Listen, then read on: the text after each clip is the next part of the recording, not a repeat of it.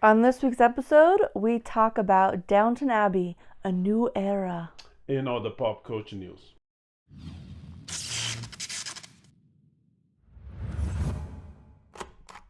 This week, we got to see the latest from the Downton Abbey. I guess it's a franchise now because they've got a show and a bunch of movies. Anyway, Downton Abbey, a new era, and it was just delightful. It was fun. It was entertaining. It's amazing for me how I never watched the show to this day. I watched the previous movie, but I never watched the show. It's amazing for me how there's so many characters for a show that has a season. There's like 10 episodes. Yeah, as I recall. Average. Yeah. Yeah, and it's gigantic number of characters that in the movie they have to go like, back and forth. Plus the characters that don't show, the characters that die, the characters that are far away, etc., etc.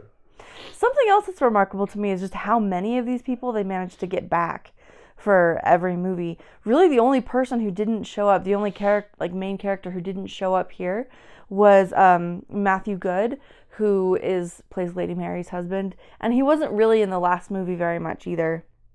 So I guess it's just not his jam. They were able to write a very plausible reason for him not to be there and make it actually part of the plot. So that was successfully handled.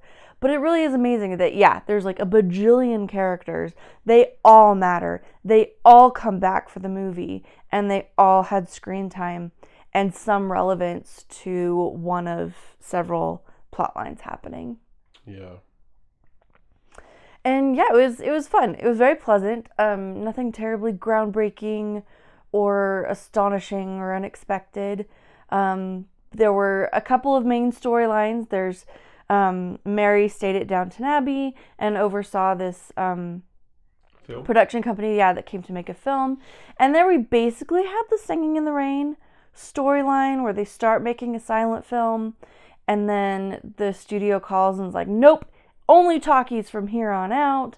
And so they have to solve all these problems and turn it into a talkie, but the leading lady has a terrible voice.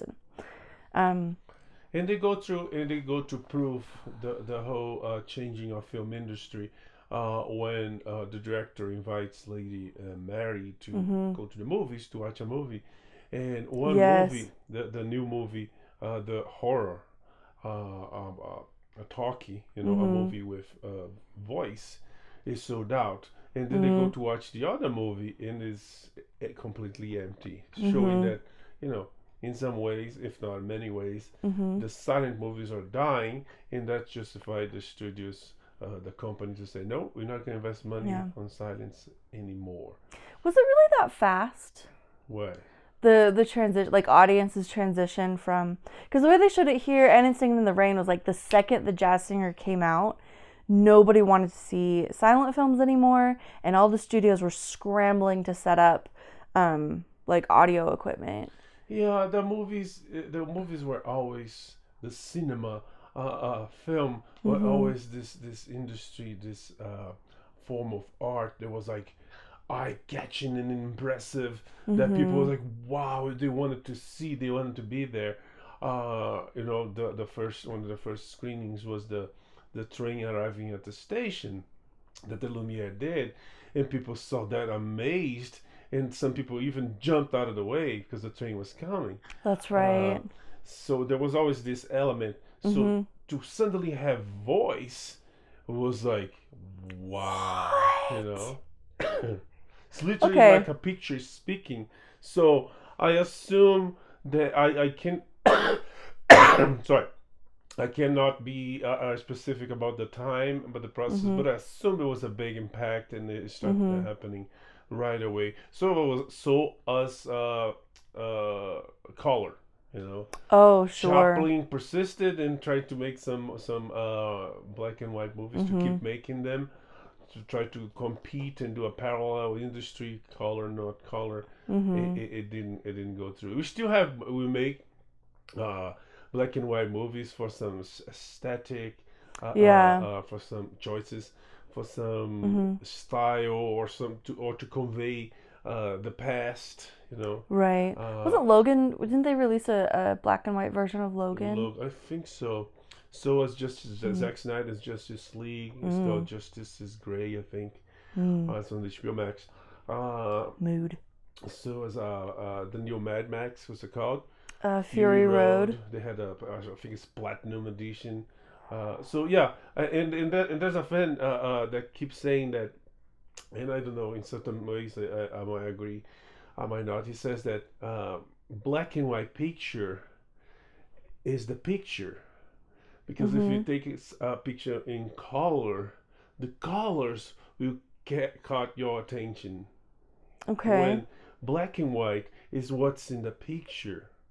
Oh, interesting. You know, so he might have some good reasoning behind. So, but those drastic changes to the industry, yeah, was like, you know, it was. That was a phenomenon back in 10 years ago, 20 years ago. The 3D. Yeah. You know, everybody was making 3D movies because everybody thought it was the you know, the new wave. It was the change that coming to the industry. But it didn't happen. Even Avatar, that was beautiful. I don't know.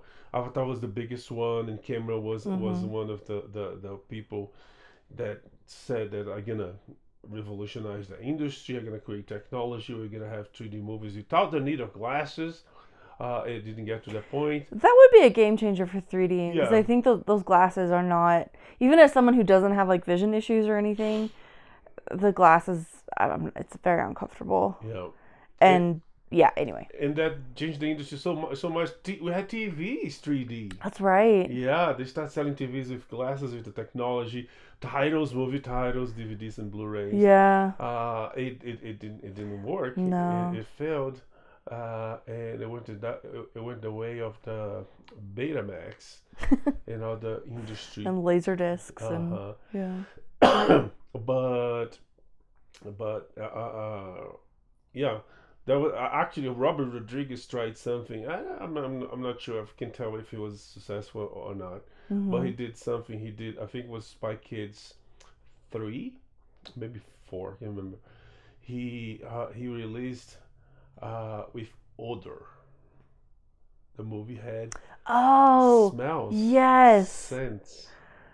Yeah. Okay. Again, something that they also tried back in the rise of cinema. There was something that they tried. They were trying all sorts of things, you know. Sure. Sound like popped. It got life in the late 20s, but they tried that before, you know. All sorts of experiments, and the film industry was always full of that. But the change was drastic, and those drastic changes bring people to the movie because, you know, the movie is cool, but it has something different, you know. So I guess it's that marriage between like art and then like cutting edge technology. Yeah. That or art and storytelling. Cool. Well, and this was something that Downton Abbey, throughout the series and the movies, they do a good job of setting things at like major historical moments, but without getting into too many details, like without really crossing too far into like historical fiction, you know, not too many encounters with real people or anything like that, but also showing these transitions, like as the aristocracy is kind of dying out and, like, you know, the common people, the poors, their status is changing. And anyway, it's like throughout the series they're always dealing with like big societal transitions, and here was a little bit more tame, without, like, you know, it wasn't like society changing, it was just movies. Do you think it could go much further? They could do the 30s, 40s, or they could. So I was thinking about that, because they've got like the Great Depression to go through, which was a global thing. It did impact. I don't know if it impacted Great Britain the way it did the United States. Well, but the whole question of the financial question that comes with the crack of 29 is the whole financial issue is part of this movie. The reason why they allowed the film to be made in Downton is because, well, they're gonna get paid. They're gonna get really well paid. Right. And it's like, hey, we need to fix this. You know, it's like, you know, apparently they're not as, you know, on the rise and the decadent as they are. They need money. Yeah. they do to support their lifestyle.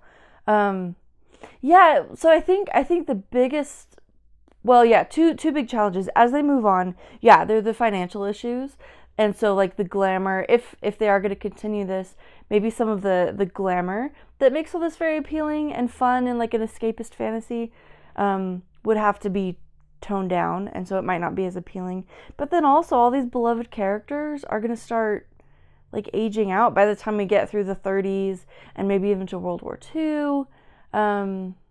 Like they're the parents, Lord and Lady Grantham aren't going to be around forever, and I don't know how much longer they'll be able to pull it off, because eventually main characters are going to start dying. So it's a family affair to the point that you don't think they can hold a show by themselves, like individual characters,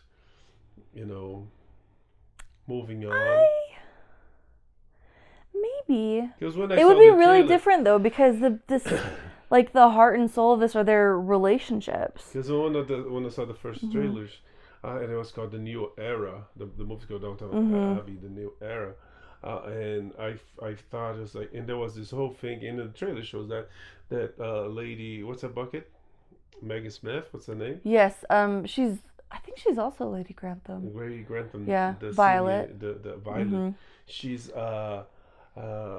she inherited a villa in the south of France. So there's the part of the family is moving there to investigate to receive that. Yeah. I was like, in my head, I was like, spin off. Sure. Sure. In the south of France. Yeah. But that would put them in a path for more drastic situations, since not long after that is coming World War II. Yeah. To France. Yeah, they're about 10 years out from the start of the war. Yeah. So, anyways, I don't know. We'll see, because there's also the children. You could conceivably about pass children. This on is to there this. anything on the show that actually grew up? Yeah, we could see that the kids are a lot older. I mean, all the kids that we saw on the show. Yeah, but I'm talking about not kids that grew up and they still kids, like young kids that grew up to become young adults. There's characters like that in the show. A little bit. There's the one scullery maid who lives on the farm with Mr. Mason. I forgot her name. Daisy. She was very young when the show started, and like basically like bottom rung. And by now she's a lot more mature. So we have seen her grow up, but more from like a teenager into a young woman, not really from like a little kid. Because when they talk about backstories, they talk about how Violet was young when the main butler, met her. And he was a young man. So the but that all happened off screen. That's what I'm saying. But the backstory, the scope of the story goes from the oldest character was probably the youngest in the clan. Anyways. Yeah. So. Anything. I don't think so. It was delightful. It was pleasant. It was fun. The what movie Downton theater is. Was packed. Yes. With young ladies, mid-aged ladies, old ladies. Yeah. Some few men. I was there. Yeah. And I saw a couple others. And everybody was entertained. It seems to be working as well as the show, because I know the show, even though I never watched the show, I know the show is very popular. It lasted like 10 seasons or something. Yeah. Yeah. For a British show? Yeah. It's because we Americans got our hands on it. And yeah, it did pretty well. Yesterday, what they call it, pre-screening, I can't remember. Previews, or whatever they call. The Thursday night already made $1 million. So it's in a good path for a good weekend, considering that there's nothing big coming this week. Next week there's Top Gun, there's Bob's Burger. Doctor Strange is still kind of reigning, but not so well. It did really well in the premiere, but it got a really big drop in the second week. But it's still a good competition for whoever's releasing movies. But yeah, Downton Abbey A New Era is available in theaters everywhere. You have anything else to say about that? No, I think that's good. Okay. Let's talk about senior year. Senior Year. Netflix movie with Kobe Adams. What? What's her name? Is that Kobe Adams? No, it's Rebel Wilson. Rebel Wilson. Yeah. Sorry. You know, the opposite of Rebel, Kobe. And then Rebel Wilson is Adams. So Totally. Rebel Adams. Nope. Rebel Wilson. There it is. Yeah. Yeah, so this is a really fun, kind of lighthearted. Well, actually, no. Anyway, let me start that over. This is a very fun high school second chance type film. Very reminiscent of Never Been Kissed. I thought, and the idea that someone... Time travel, nostalgia based. Yeah. Yeah, it was very fun. Kind of amusingly, starring also Sam Richardson and Zoe Chow, who were just in After Party, which is also about high school second chances. Yeah. A Typecast. little bit. But it was very fun. Rebel Wilson plays a cheerleader. Well, okay, she plays a girl who was a cheerleader in high school. She was kind of a dweeb and then determined to become popular and aced it. She was a cheer captain. She was dating the former cheer captain's boyfriend. Like, she was on top of the world. She was on track to be prom queen. And then a stunt goes wrong and she ends up in a coma for 20 years and wakes up as Rebel Wilson, but still with this like high school senior, I have to be prom queen. That's how I'm going to be happy for the rest of my life mentality. Yeah, she wakes up with the mind of a 17-year-old. Yeah. That's exactly when she fell asleep. Mm-hmm. And in this time travel, she's going to find a very different world where, you know, high school, there's no winners or losers. Where there's like social media happened. Cool kids tables not a thing. Prom is not a prom queen and queen is not a thing. So she wants to get her things, her goals accomplished, and all her goals go against what's going on because you know everything changed, and she's gonna go through that, and it's funny. They make fun of stuff we do today, is the stuff we can say and we cannot say. And she changed the thing. She brings some of the good old 20th century 2000s. Oh, that's right, because it was all to like the Kelly Clarkson song, which is like that's the date for me. That's what like dated her high school years. So she brings some of the good old nostalgia past to this very confusing future, very controversial, crazy future that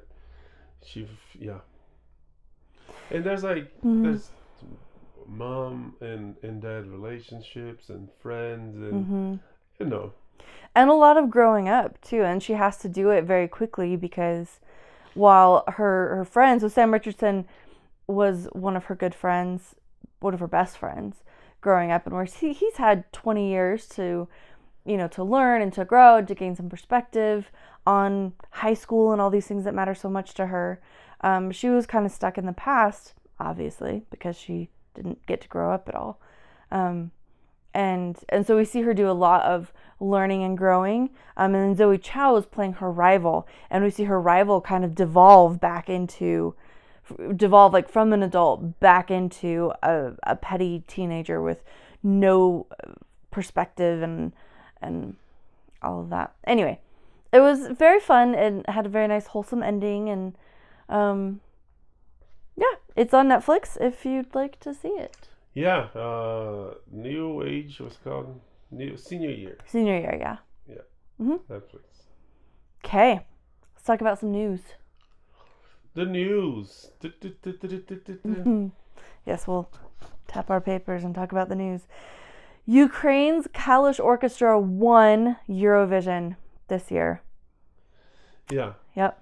Which is, I never heard them. I assume they are minimally talented. Probably more than that. But since it's a popular vote, right? Yes. Yes, it's a popular vote, and they're from Ukraine, and Ukraine is going through war. all that together gave them the top prize. Also, the president promised that next year edition of the competition that's set to be in Ukraine will be held in Ukraine next year. Which is what really makes this interesting, because the winner, whoever wins Eurovision, hosts Eurovision the year following. Everything that I know about Eurovision comes from this headline, and then also that movie with Rachel McAdams and Will Ferrell with a complicated title that I can never remember. It's on Netflix. It's great. But yeah, so this is just one more example of solidarity with Ukraine, and then also Ukrainian hope and perseverance and just sheer stubbornness about the future of their country. So here's hoping. Eurovision 2023 in Ukraine. Okay, Warren Buffett has invested a insane amount of money in Paramount, which is probably good news for Paramount, yeah? Yeah, I mean, he's an investor. He's a very known, very successful investor. So, yeah, he might know stuff that we don't know, which technically he shouldn't. That's inside trading. Yeah. But anyways, there's a lot of money coming to Paramount. And Paramount, Paramount, CBS, and all that. They have a lot of properties and have a streaming service.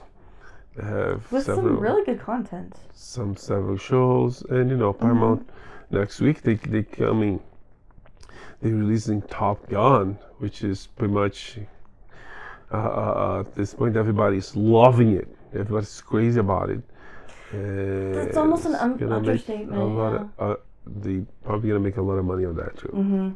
So Tom Cruise was at Cannes this week for a Cannes, whatever, film festival. It's French. How is it? It's Cannes?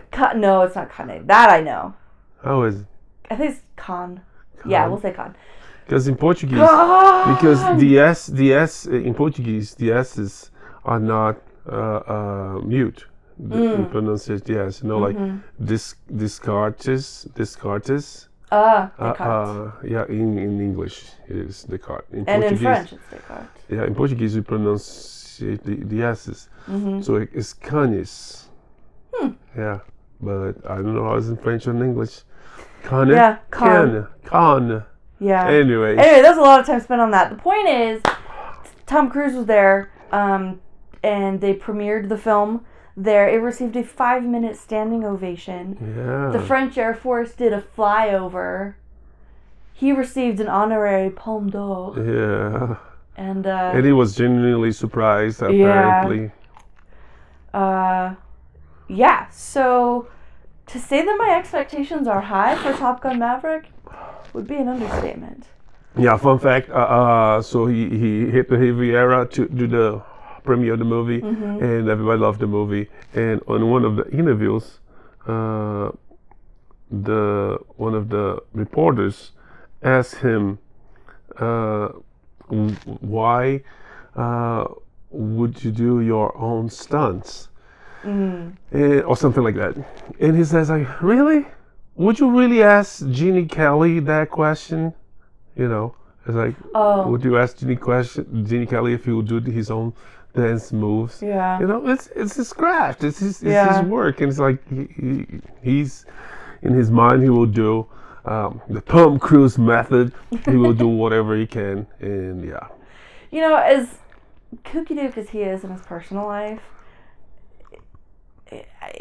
I have to respect like his dedication to his craft and in like a good way, because there's like the method acting, which is like, whoa, maybe this is a little much, but what he does, like, it's clear that he's really passionate about this and he cares about it a lot, and it pays off. He makes some pretty cool movies.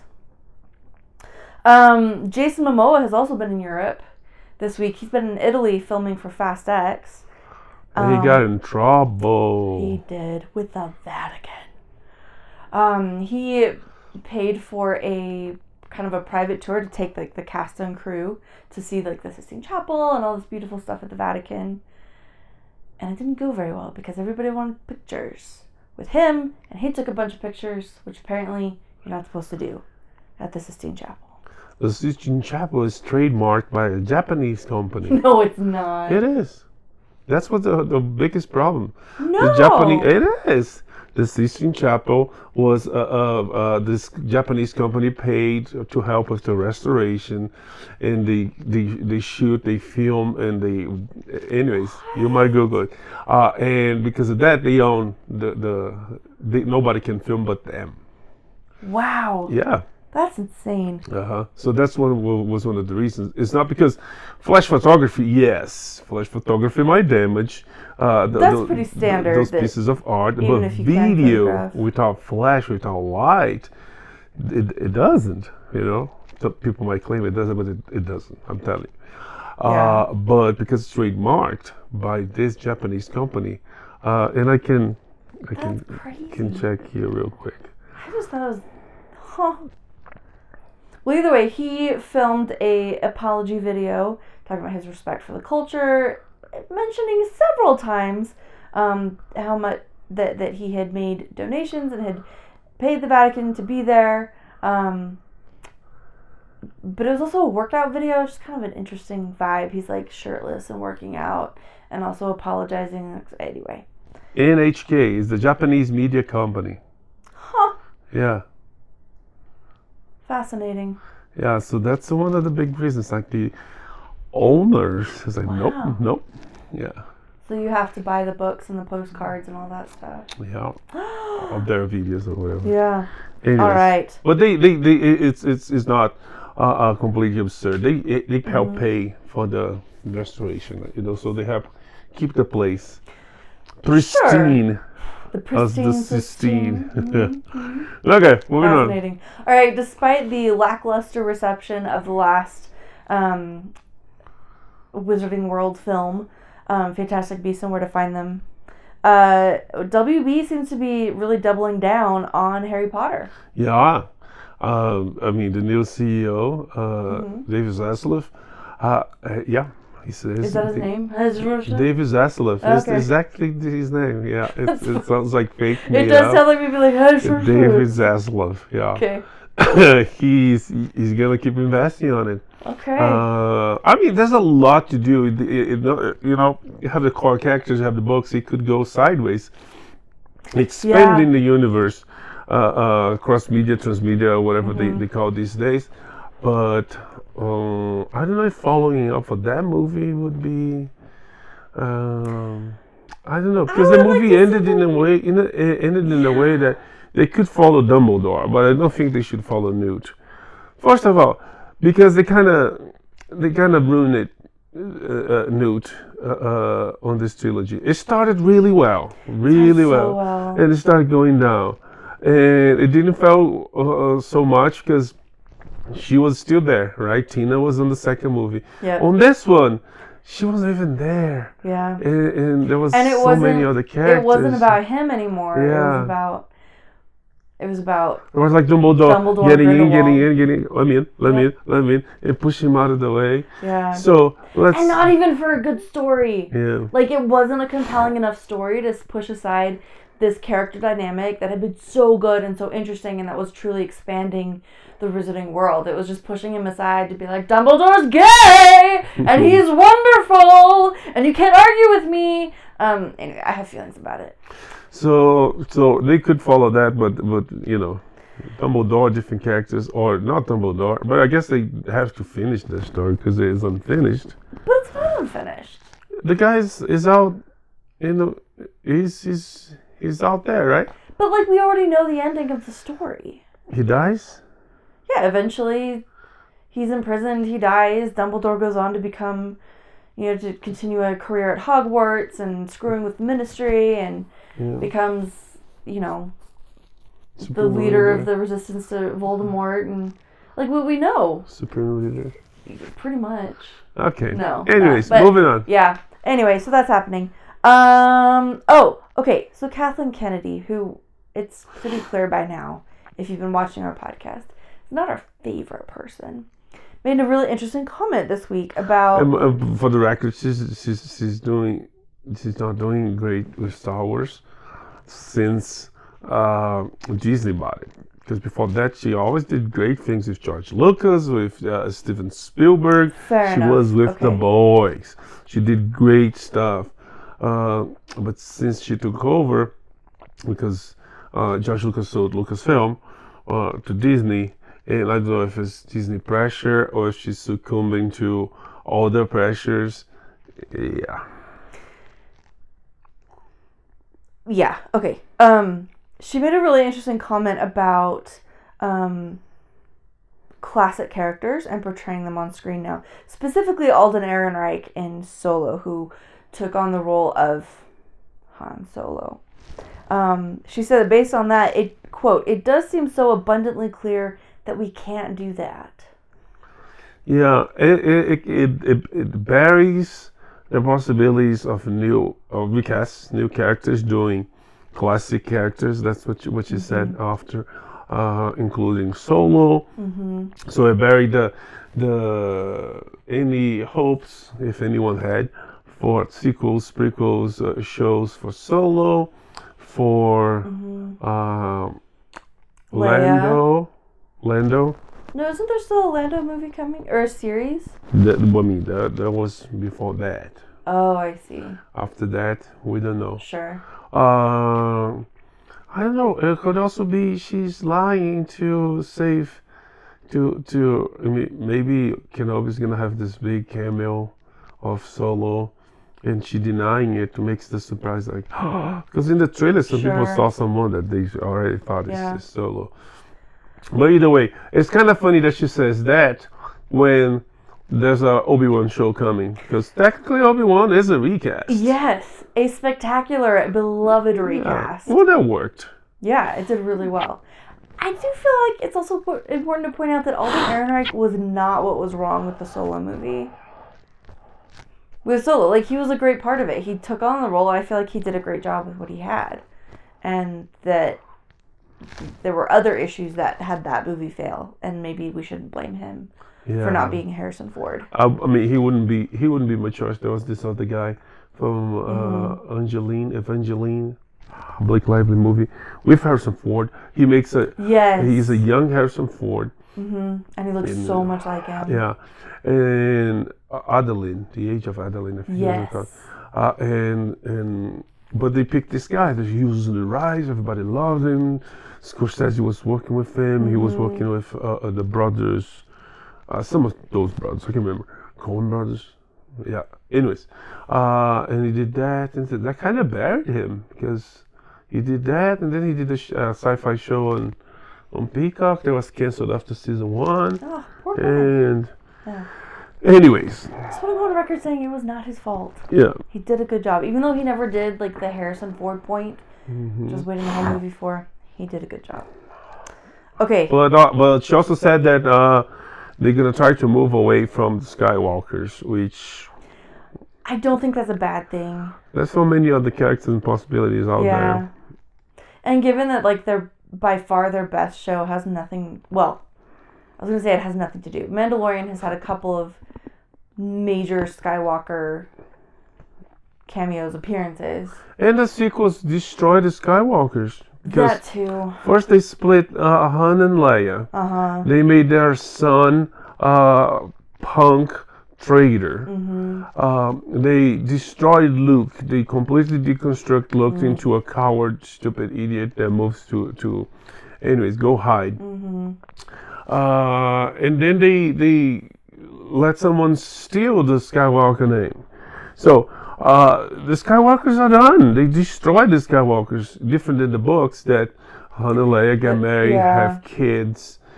Luke gets married, get married, have kids, and then the legacy, the legacy continues. All the threats, the galaxy is gigantic, it's galactic, And that Luke continues to learn and to grow as a person, because that's what people do. About galactic and who was it? Said space is. Oh my God. Who was this? Who was it? Was Kamala Harris? Yeah. What was she said? I can't Space remember is because it was such a non-thing. Yeah, it was like space is big. Space is nice. It's like The woman needs better speechwriters. Because whoever's writing for her right now, is not I mean, doing it. she could put some. I mean, if she does, we don't know. Maybe that's all her. But since she was an Maybe. attorney, she wrote considerations for court. To Maybe be honest, I was expect that a lot bad? more. Anyways, Especially for anyway. moving That's a different topic. from Kamala from space Yeah. and Star Wars. What else? Let's talk about some upcoming releases, some projects, things that are coming out that we're excited about, more or less. So first, we saw a trailer, or a teaser, for Prey. Yeah, it's a prequel for the Predator movies. This takes place in ancient Americas, where the Predator is gonna hunt a little Pocahontas type of character. A Native American young woman. She's not a little girl. She's a Native American. Wait, Pocahontas is a little girl? Pocahontas was a little girl. You didn't see the Disney movie is a historical travesty. It's a disaster. For me, it's like the one Disney movie that I don't want my kids to see because it's just like so wrong from beginning to end. But anyway, I had this art history teacher, professor. She hated Disney, and I assume it was more than one movie. I guess Pocahontas. I guess American history she didn't care much. But the Greek in Hercules, it was like it's like Hera is like Zeus and Hera like each other? What? Zeus' loving father? I was like, what's wrong with this? Anyways, I don't get quite so mad about a retelling of an ancient story. I don't know. Anyway, Pocahontas versus retelling like historical events in weird ways. Anyway, where were we going with that? Oh yeah, Prey. Predator is hunting Native Americans. I think Comanche is what I've read. Who's hunting who? Which is like we found out there's a Hulu movie, which is it makes sense because a Predator movie without a big star, without tons of action, because you have the Alien versus Predator movies, even though they don't have big stars. It's like there's a lot of action. It's like two franchises colliding. Big guns and big. Yeah. And this one, it's bows and arrows. Bows and arrows, and we'll see. Yeah, we'll see. I'm looking forward to it. This is the first one that's looked like interesting to me because it's really different because of the setting. But either way, we will see on August 5th on Hulu. That's when it drops. We also saw a trailer for a new game that looks so fun. It's a multiverse endeavor called MultiVersus. See what they did there? And the trailer shows Batman, voiced by Kevin Conroy. Shaggy, voiced by Matthew Lillard. And we have the girl from Game of Thrones, Arya. I'm pretty sure it was Arya. Arya Stark. Voiced by Maisie Williams. We also have Bugs Bunny, which weirdly doesn't say anything. Yeah. And also a lot of other Warner Brother characters. Which right now, it actually reminded me of probably the only halfway decent part of the new Space Jam movie, where you see characters from across all these HBO or WB properties.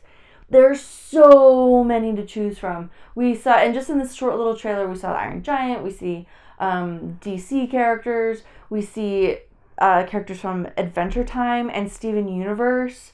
Game like seriously anything and everything is here, and plus they have like actual voices for all these people. They're not just avatars. They have like actual voices from Harley Quinn. Is Tara Strong, who voices everything. So yeah, that alone makes the game look really fun. Yeah, and there's so the possibilities are infinite, because even Harry Potter could pop there. Yes. Yes. Yeah. Anyways, the game started closed alpha yesterday, the 19th, and they're gonna open a beta on July 20. Oh, July. We don't have a day. July. It just says sometime in July. 2022. And yeah, we're gonna play, see, and come back with details. Yeah, it's gonna be. They have said it's gonna be free to play. and it's going to be out for a bunch of platforms, PC, PlayStations, Xboxes, all that good stuff. Okay, She-Hulk, Attorney at Law. Yeah. Really? Yeah. It's like, I don't know, some DC shows. Some people are calling Ally McBeal.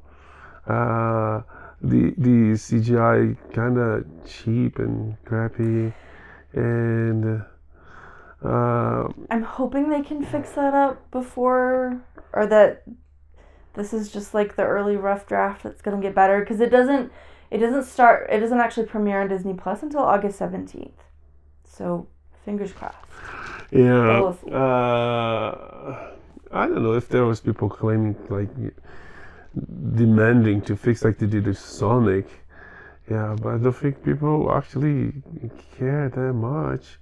And I don't know. It looks pretty weak. But the Marvel, the MCU is kind of moving in between, some big shows and some they had Loki that was elevating a little bit, and then they went down to Winter Soldier that went down, WandaVision that went up, and then what came after? There was wasn't Loki after Hawkeye. Oh, Hawkeye was good. And then Moon Knight, and now it's coming Miss Marvel that they completely revamped and changed. Miss Marvel's coming June 8th, by the way. Yeah, so I don't know. It's Wong's gonna be on this one, so if anything, Marvel Phase 4 is gonna be Phase Wong. Phase Wong. Yeah, he was on Shang-Chi. That's true. He's been like the thread. He was Spider-Man. Yeah. He is the Sorcerer Supreme. Yeah. So. Well. I don't know. We'll see. I personally thought it looked interesting and different, and looking at a different aspect of superheroing outside of like the Avengers, but we'll find out. So that is coming August 17th to Disney Plus. One last thing for Disney before we move on. There are like tentatively very early days of a new Daredevil series. Yeah, they announced they're gonna do another one.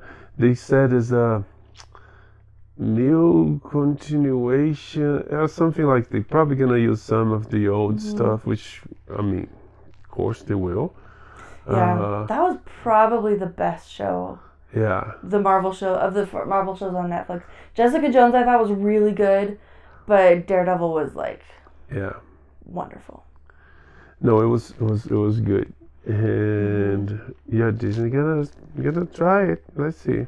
Yeah, we will see. Right now that they haven't even started production, or they hired some writers. That's about it. So time will tell. Speaking of time, next year Doctor Who is celebrating its 60th anniversary. So I guess British shows have like two speeds. They're either very, very short or they never die.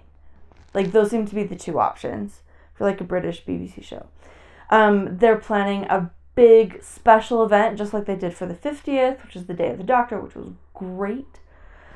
They've confirmed David Tennant and Catherine Tate coming back, as well as Bernard Cribbins, who plays Donna Noble's grandfather, who was a really important character. So very excited to see them all come back. And then there was kind of a surprise announcement that perhaps hints at some of what's going to be happening here. They've cast a young woman named Yasmine Finney as Rose Tyler. And what's interesting about this is that Yasmine Finney is actually black. She's a person of color. Whereas Rose Tyler was like super white and blonde. She's played by Billie Piper. So do we have like some multiverse stuff happening, or is it like does Rose somehow have the power to regenerate, or like what? I don't know. We'll find out. But either way, something big and special and fun is coming next year for all you Whovians out there. Yeah, this new characters. I thought it was just a black girl. It's there's more on their checklist. There's also I think it's a trans character. Not the character, sorry, the actress. Yeah. Anyways, there was something about the original Doctor Who coming It was the original. The very first died a long time ago. Yeah. There was something about some really old character. Some right? others. But there was something about Okay. the casting of the new Doctor I was reading real quick this morning. That Shooty something. yeah, they actually had they cast someone else. Toby, I can't remember. I would have to come back to you Really? on this. But Toby Ehrenreich, that rings a bell. Anyways, Maybe, I don't know. Toby, let's say it's Toby Ehrenreich. They casted this guy. They shot the transformation, the regeneration with him. But there was this whole fight between BBC and between the company, Bad Wolf Company, I think they call it. Yeah, that sounds right. Yeah, and they changed. So Oh, how devastating for that other actor. yeah, no, it was all set, and apparently it was set Yeah. since November. Oh, because that's like the role of Yeah. a lifetime. People And- dream of this. Yeah, and I don't know what happened, Oh. and it got to that. Anyways, moving on. Yeah, let's move on. Paramount Plus is doing a prequel for the Yellowstone series. It's called 1932. The second prequel, right? I have no idea. It is. There's a one that's 1830 something. Oh, wow. Yeah. Okay. But this one is going to have Harrison Ford and Helen Mirren. Yeah. HM and HR, yeah. Mhm. Okay.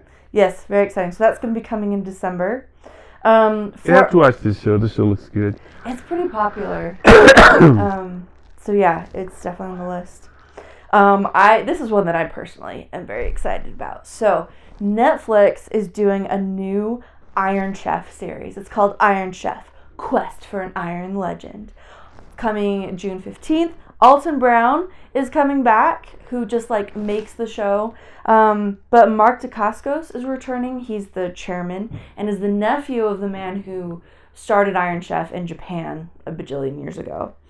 There aren't going to be any of the previous Iron Chefs on. It's going to be all new Iron Chefs, all new competitors, although Masaharu Morimoto will be appearing as a guest judge on at least one episode. But if you are, oh man, this is like the pinnacle of culinary competitions. It's so fun. It's so overdramatic. It's great. It's great fun. So I'm really excited about this. Cool. Yep. Also, Netflix announced Stranger Things season 4. Gonna split in two. One with 7 episodes, is that it? And the part 1 with 7 episodes, and part 2 with 2 episodes, and 2 episodes of 2 hours each. Yeah. So yeah, pretty exciting. What if it's the end? I don't know. There's no. No, season 5. Yeah, no, Excuse me. season 5. Yes, they announced a season 5, and season 5 will be the end, which is part of why this season grew so much. Sorry. Why are you crying? You're so It's just emotional. like a really good show, and I just love Echoes so much. Sorry, they said part of why this grew was because the new season 5 was going to be the end, so they want to make sure that they reveal everything that needs to be revealed. On season And 4. Yeah. Huh. Anyways. They're just making sure that they cover everything. Oh, anyway. So needs a season 4 comes out in the first part in May 27. So next week, right? Head to head with Master Kenobi. That's not even a contest. And so I don't know, young kids out there. It's like Kenobi, who's that? Is that old Ben Kenobi? In part 2 in July 1st for the July 4th weekend. Yes. Happy Canada Day, everyone. Alan Richardson is having a really good month. Besides signing a 3-movie deal with Amazon and getting his show renewed, he's also in talks to join Fast and Furious. Yeah. Yeah. Fast X. Fast X. Yeah. Good for him. Yeah. They just review what book they're gonna the new season of Jack Reacher is gonna based on. Cool. Let's go through this real quick because we're running out of time. Oh, sorry. But Daniel Craig was originally supposed to be Mr. Fantastic on Doctor Strange. Yes, Mr. Fantastic is on Doctor Strange Multiverse of Madness. If you didn't see, too bad, because pretty much everybody saw. as I said, the And there are premiere. spoilers everywhere. And the online. premiere was like high, but then they went low, which means whoever wanted to see the movie pretty much seen it. And Yeah. there's some. Anyways, yeah, he was supposed to be Mr. Fantastic, but they had to change in the cast Krasinski. They did, which I personally am not mad about. Although Daniel Craig would have been a crazy surprise. We have some more information about the Hunger Games prequel. They've cast Tom Blythe, who I haven't seen him in anything, but he's done stuff before, but nothing we've seen. You've seen. Yeah? You don't remember him, but you've seen Oh, it. okay. Yeah. Well, thanks for that. But he's been cast as a young President Snow. So now we have an idea for like timing and plot and all the other stuff. Yeah. So that film is going to be called The Ballad of Songbirds and Snakes. What about Teen Wolf? What's happening with Teen Wolf? Taylor Hoechlin, there's also Superman and Lois, is set to return as Zach Hale for Teen Wolf movie. Yeah. That's going to be on from Paramount Plus. Yeah. 20th Century... Sorry, what? What? Okay. 20th Century Studios is announced a new adaptation of The League of Extraordinary Gentlemen. I support this. Yeah, I hope they do it well, because the first one, I like the first one. I really like the concept. I really like how they did it. I hope they don't screw up, to more checklists or whatever. Yeah. And yeah, another movie. We'll see. News about this movie that was canceled. The Wonder Twins that was canceled by Warner. Apparently had a really big budget, so that's why they canceled. It's like too expensive. Interesting. Yeah. All right. Spider-Man director John Watts is possibly, maybe, doing a Star Wars show inspired by 80s Amblin films. Yeah. Tell us, what are 80s Amblin films? Whoa, I do, but maybe our audience doesn't. Is the I don't remember the names. One is about journey. One is about courage. Right? Okay. Yeah. Isn't that a go? Okay, I looked Caravan of Courage, I think. And the other one is the. When I looked up, I had to look it up. I had to look up Amblin films, but that was the list that came up was like Jurassic, all these great 80s movies like Goonies and Jurassic Park and 80s Amblins? movies. Yeah. Isn't the Ewok movies? Maybe. Because it's Star Wars. Yeah, but maybe it's like the format like of those. Okay, we have no idea, I guess. Well, we're running out of time. We're going to check this and we come back. We'll come back next week. Yeah. Also, Top Gun. So, may the force be with you. Live long and prosper. Bye. Bye.